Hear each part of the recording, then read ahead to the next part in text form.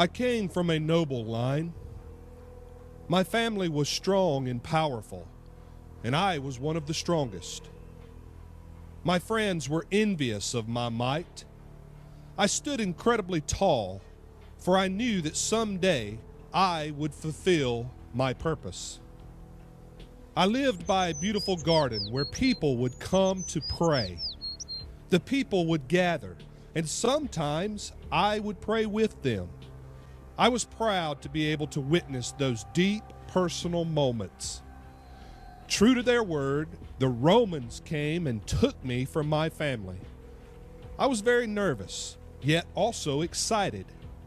I knew that my job was to punish hardened criminals, to make them pay, to make them suffer. I was proud to be so useful and important. I leapt at the opportunity to make the scum of the earth beg for mercy, knowing that they did not deserve my forgiveness. I've heard many stories about how violent and barbaric criminals could be, so naturally, I was ready for anything. I remember it well, for it was a day like any other. The people lined the path. The jeering crowd seemed to press in from all sides, yet the mournful cries from the women were more unnerving than anything that I could have imagined. There were 3 criminals that day, yet one stood out from the others. He had been beaten worse than anybody that I had seen beaten before, and he had a crown of thorns upon his head. Surely he had done something terrible, something unforgivable, and I wanted to be the one to make him pay. I was completely shocked when he stumbled forward to embrace me. The guards roared with laughter as they mocked him.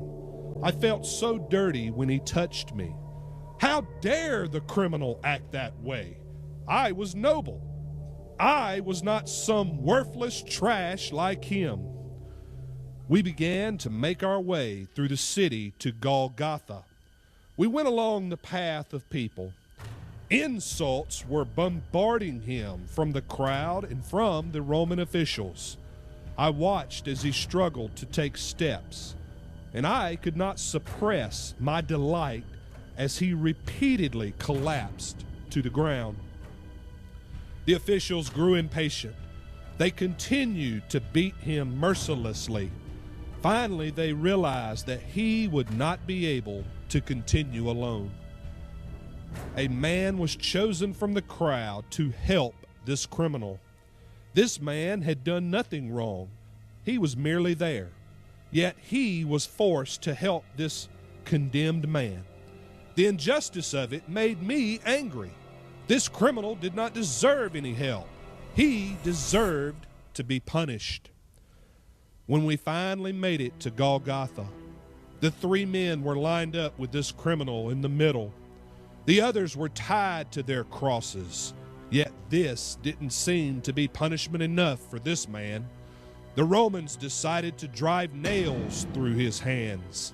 I felt him cringe, and I will never forget that scream. Even though my disgust of this man, I could not help but wonder how much more he could take. The soldiers were casting lots to decide his clothing.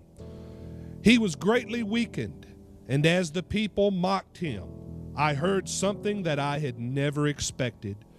Even though he was being beaten and humiliated, he still cried out, "Father, forgive them, for they know not what they do."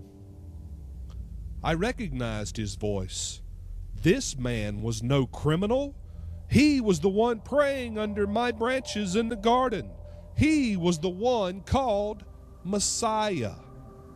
At that moment, the weight of the world crushed upon me.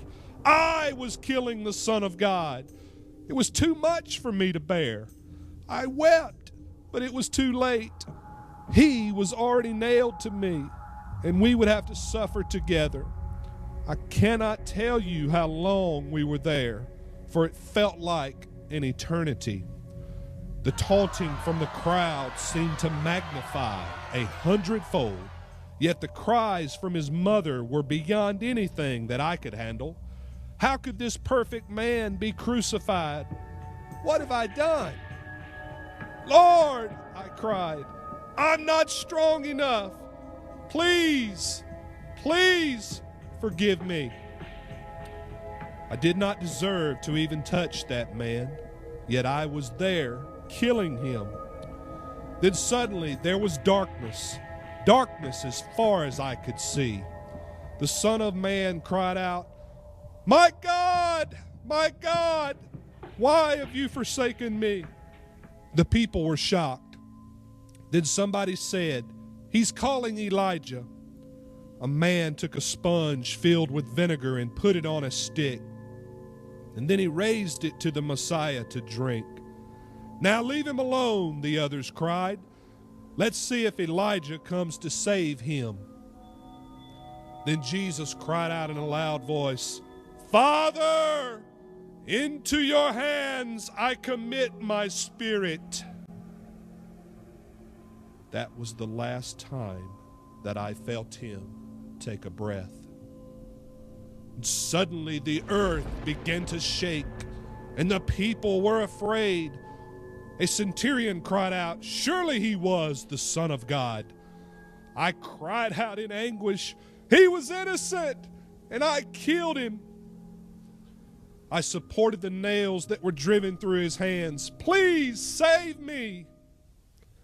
God was merciful, for neither I nor anyone else in my family was ever asked to kill again. However, none of my descendants would ever stand as tall as I once stood. They would never tower over the people or stand majestically in a forest. Yet they were each given a gift to remind the world of Jesus, the Lamb that was slain. A simple flower was the gift, for some of the humblest things turn out to be the most precious of all.